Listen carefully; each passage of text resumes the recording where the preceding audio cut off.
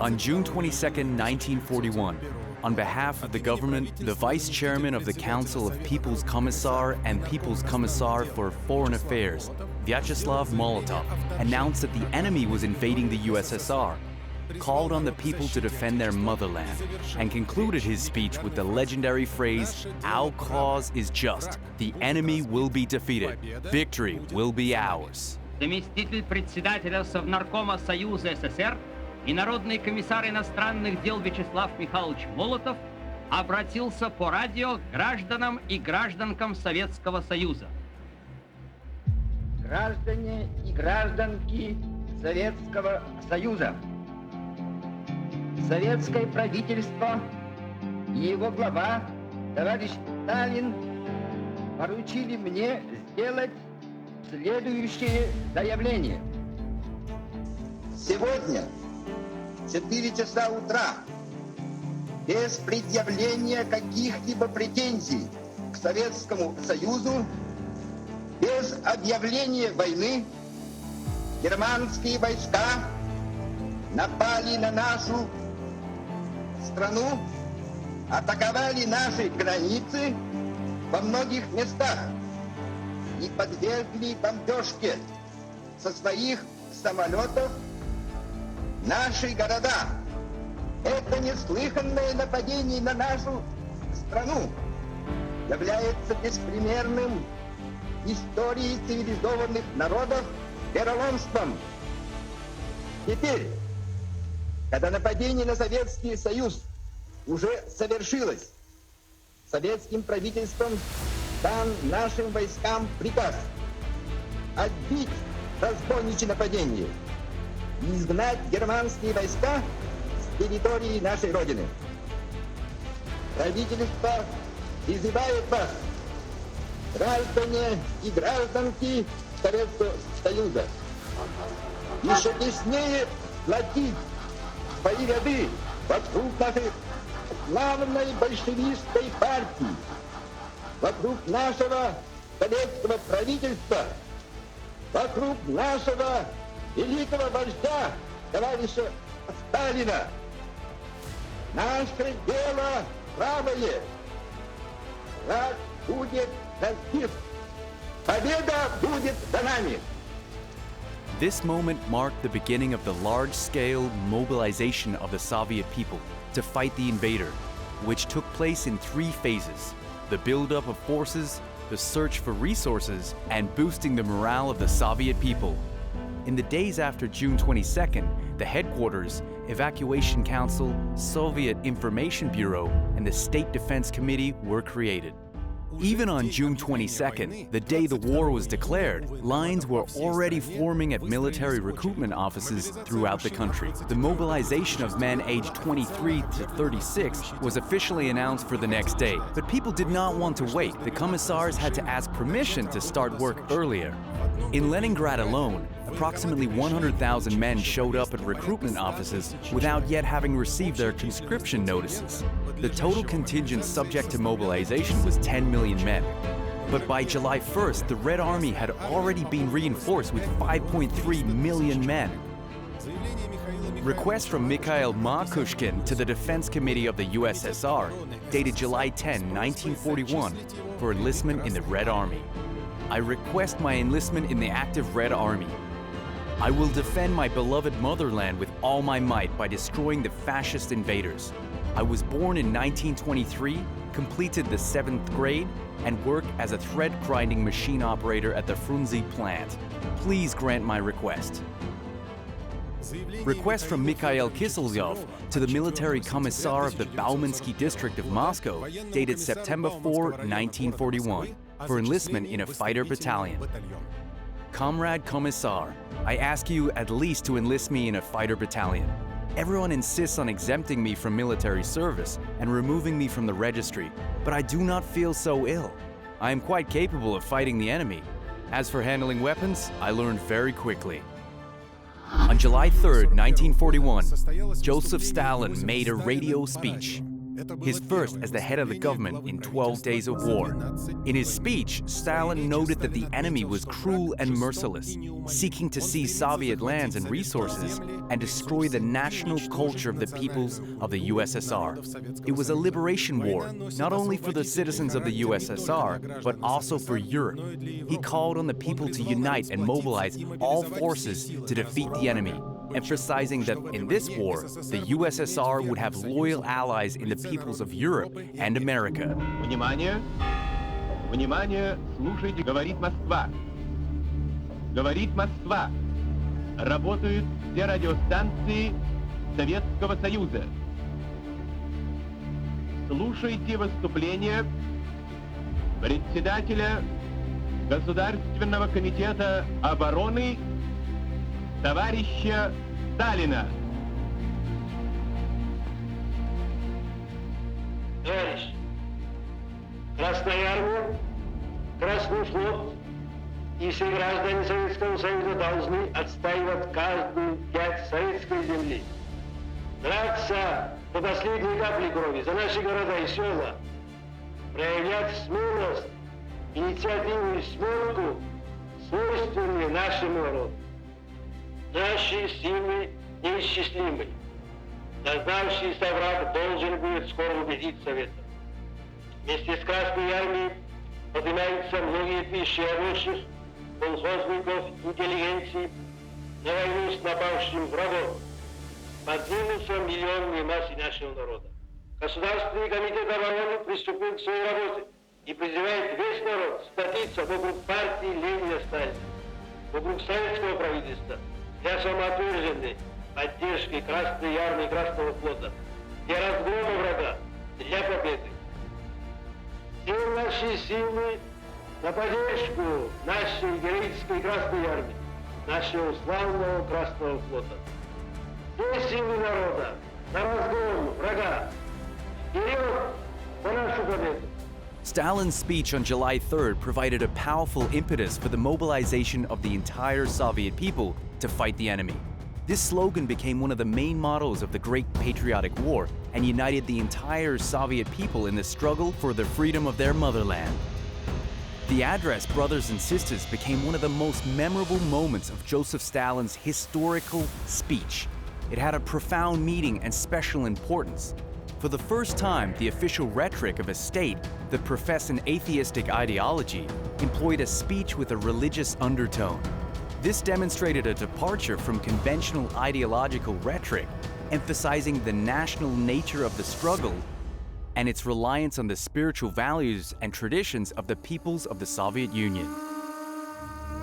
Evacuation began practically during the first days of the war. On June 29, 1941, the Council of the People's Commissars and the Central Committee of the Communist Party of the Soviet Union, Bolsheviks, issued a directive ordering the evacuation of everything that could be useful to the enemy, the destruction of what could not be removed, and the transfer of the population and enterprises to the east. Priority was given to women and children, the elderly, skilled workers, industrial enterprises, museum collections, and libraries. During the second half of 1941, more than 15 million people were evacuated from the western regions of the USSR by train and boat. More than 1,500 large industrial enterprises were evacuated by rail. Over 2 million heads of cattle, more than 5 million sheep and goats, and 800,000 horses were transported. The evacuation preserved the country's industrial potential, supplied the front with essential weapons, preserved human resources, and created a new military-industrial base in the rear. The evacuation was one of the most important factors that enabled the USSR to withstand the enemy's initial attack and prepare for a counteroffensive. Despite all the difficulties, this large-scale operation, the largest in history, was carried out in the shortest possible time and with minimal losses. British journalist and correspondent Alexander Worth, who was in the USSR during the war, wrote, "The story of how entire factories and millions of people were evacuated to the east, how these factories were restored in a short time and under incredibly difficult conditions, and how they managed to dramatically increase production during 1942. This is, above all, a story of incredible human resilience. Indeed, during those years, the impossible was achieved. Often, the restoration of factories and the increase in production occurred intermittently. Stalin's secret speech from December 1941 to the directors of factories in Kuybyshev has been preserved.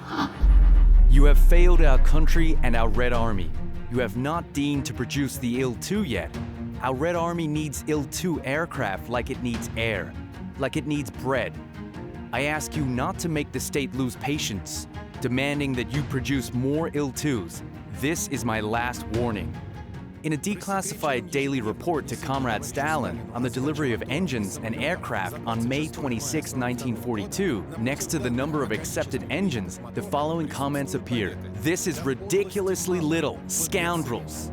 There were also evacuations of museums, archives, and libraries, with employees of cultural and scientific institutions doing everything possible to save and preserve items of national and international heritage. 23% of the pre-war collections of suburban palace museums were evacuated, while hundreds of thousands of objects from collections were evacuated from museums in the Western Soviet Union. Several museums in Moscow house their evacuated treasures in the building of the Opera and Ballet Theater, now known as Novat, in Novosibirsk, one of the country's main theatrical venues. At the time, the unfinished but practically completed building was set to open in 1945. From the memoirs of restorer Mikhail Alexandrovsky, the storage areas for the exhibits, the upper and lower lobbies of the theater, were very pleasant, bright, and spacious. The boxes, numbered with the face turned outward, were grouped along the corridors, each museum separately. A 24-hour surveillance system was established. One day while on duty, I was walking down the corridor and suddenly noticed damp spots on the floor near one of the boxes from our museum. The box had been galvanized, not sealed, but with sealed edges. I shook it and heard a splash. Opening the boxes was forbidden. We contacted Moscow and received permission to examine all the exhibits. We discovered that this box and several others had been soaked by rainwater. When they were delivered, 2 or 3 boxes were caught in the tropical downpour. These things happened there. It was impossible to notice immediately. We found out a few days later. Fortunately, everything turned out well. I can't remember all the items in the damaged box, but I remember it contained the still life attributes of the arts by Chardin. And all this was done for a good reason, for the new post-war world. In the occupied territory of the USSR, the Nazis destroyed approximately 3,000 architectural monuments, looted more than 400 museums, plundered tens of thousands of schools, universities, research institutions, and theaters, destroyed thousands of Orthodox churches, hundreds of Catholic churches, and more than 500 synagogues, and hundreds of other religious buildings, and took more than 100,000 unique artistic and scientific artifacts. During the war, billions of rubles were donated to the front. This money went to the Defense Fund, which, according to a Pravda report from July 1941, arose spontaneously and was a new manifestation of Soviet patriotism. According to general estimates, the state received nearly 35 billion rubles from citizens for defense purposes. More than 2 billion rubles were donated to the Aircraft Industry Fund, which financed the construction of over 2,500 combat aircraft.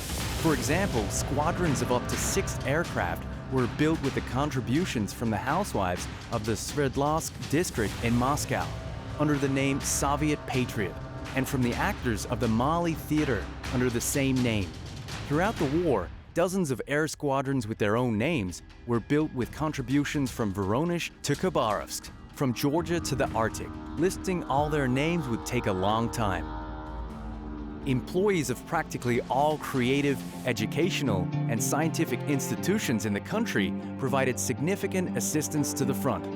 Dozens of torpedo boats and submarines built with funds from workers' cooperatives received commemorative plaques with the names of the groups responsible for the fundraising. Millions of rubles were donated for the tank columns. In May 1942, newspapers published an appeal from Soviet journalists to raise funds for the construction of a press worker column, which received support from journalists across the country. The Soviet intelligentsia also made significant donations. Among the hundreds of donations, the Stalin Prizes awarded by Mikhail Sholokhov, Dmitry Shostakovich, Alexander Tvardovsky, and Vasily Lebedev-Kamach stood out for their goal of strengthening the country's defense capabilities. Funds from the Orthodox Church financed the construction of an air squadron and a tank column in the name of Dmitry Donskoy. The population of this vast country also needed some moral uplifting and examples of bravery to follow. Cultural and religious institutions continued to provide the support, even in difficult circumstances. On September 10, 1941, the newspaper Вечерняя Moskva reported, "Today, the Pushkin State Museum of Fine Arts opens an exhibition of engravings, lithographs, and popular prints on the theme, the heroic past of the Russian people." The exhibition features works by the best artists of the era of Peter the Great, contemporaries of the Patriotic War of 1812 and the Imperialist War of 1914. The exhibition was short-lived. On October 14th, it was closed due to a high-explosive bomb that fell into the courtyard of a neighboring building and destroyed the museum's roof. This is an example of the extremely rapid response to news in wartime. Artists were just beginning to create paintings depicting events at the front and in the rear. But the museum opted for the retrospective approach, immersing visitors in the past eras within the context of a current agenda. It's curious that this genre, with its graphic examples of resilience and ability to resist the enemy, was in great demand in popular culture, specifically in posters. Completed on June 23, 1941, the poster "The Motherland Calls" is a famous propaganda poster of the Great Patriotic War. It depicts a woman in a red dress with her hand raised in a summoning gesture and the text of the military oath in the other hand, symbolizing the call to defend the motherland and personifying the image of the homeland, which inspired Soviet citizens to fight the enemy. This poster became more than just propaganda material, but a true symbol of a national unity and readiness to defend the motherland. Of particular importance are the 1941 posters by artist Viktor Koretsky. "Our strength is incalculable," allows viewers to see the connection with the events of the time of troubles, a period of anarchy in the late 16th and early 17th centuries, when Russia had no legitimate ruler. Uprisings occurred, foreign troops tried to seize power, and the country was on the brink of destruction. The poster "Red Army Soldier, Save Us" shows a woman holding a child in her arms, begging for protection from the enemy, and a pleading text that symbolizes the tragedy of the civilian population in the occupied territories and calls for the protection of Soviet citizens from the Nazi invaders. This poster became one of the most powerful symbols of the Great Patriotic War, reflecting the tragedy of the civilian population and the fortitude of the Soviet people in their fight against the invaders. In the first months of the war, unique and deeply moving songs and poems were created. Just 2 days after the war began, the lyrics of the song "Sacred War," also known by its opening line, "Arise, vast country," were published under the name of Vasily Lebedev-Kamach. Composer Alexander Alexandrov immediately set the poem to music, and on June 26th, the song was performed for the first time at the Belaruski railway station in Moscow. The song sounds like an urgent call to defend the motherland, similar to the tolling of an alarm bell. Its heavy, emphatic rhythm, deliberately slowed tempo, solemn and threatening intonations, and the powerful sound of a male choir create a sense of nationwide awakening, inspire unity, and instill determination to resist the enemy. The composition quickly gained widespread popularity, and from October 1941, Sacred War was broadcast daily on all Union radio, every morning after the Kremlin chimes. Around the same time, in July and August 1941, Konstantin Simonov wrote the poem "Wait for Me," published in January 1942. In a letter to a reader, the author noted, "There is no special story behind the poem "Wait for Me." I simply went to war, and the woman I loved was in the rear, and I wrote her a letter in verse." This poem is a soldier's appeal to his beloved, asking her to wait for his return from the front, no matter what happens. for the strength of her loyalty and love can overcome all the hardships of war and even save him from death.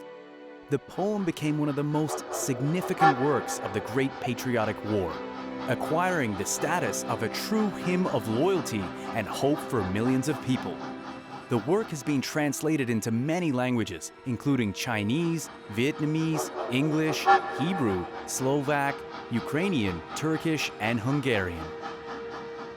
To raise the morale of the Soviet people on the day of the October Revolution, November 7, 1941, a major parade was held on Red Square, presided over by Simeon Budyonny. From the rostrum of the mausoleum, the names of glorious ancestors, defenders of the fatherland, were recited: Alexander Nevsky, Dmitry Donskoy, Kuzma Minin, Dmitry Pozharsky, Alexander Suvorov, and Mikhail Kutuzov.